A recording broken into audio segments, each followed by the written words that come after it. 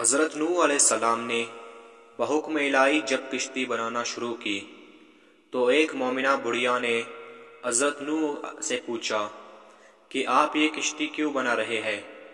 آپ نے فرمایا، بڑھیا، ایک بہت بڑا پانی کا طوفان آنے والا ہے جس میں سب کافر ہلاک ہو جائیں گے اور مومن اس کشتی کے ذریعے بچ جائیں گے۔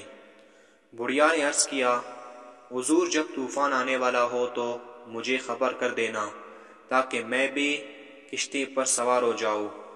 بڑھیا کے جھونپڑی شہر سے باہر کچھ فاصلے پر تھے۔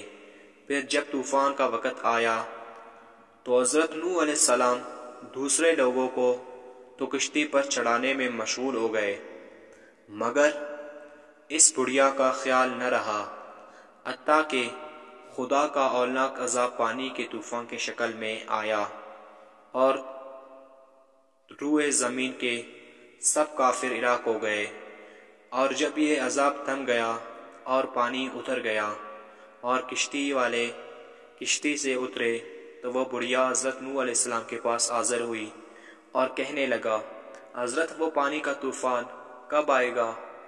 میں ہر روز اس کا انتظار میں ہوں کہ آپ کب کشتی میں سوار ہونے کے لیے فرماتے ہیں۔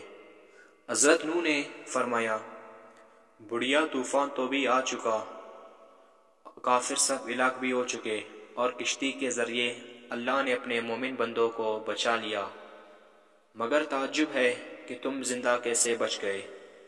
عرض کیا، اچھا یہ بات ہے، تو پھر اسی خدا نے جس نے آپ کو کشتی کے ذریعے بچا لیا، مجھے میرے ٹوٹی پھوٹی جھونپڑی کے ذریعے بچا لیا۔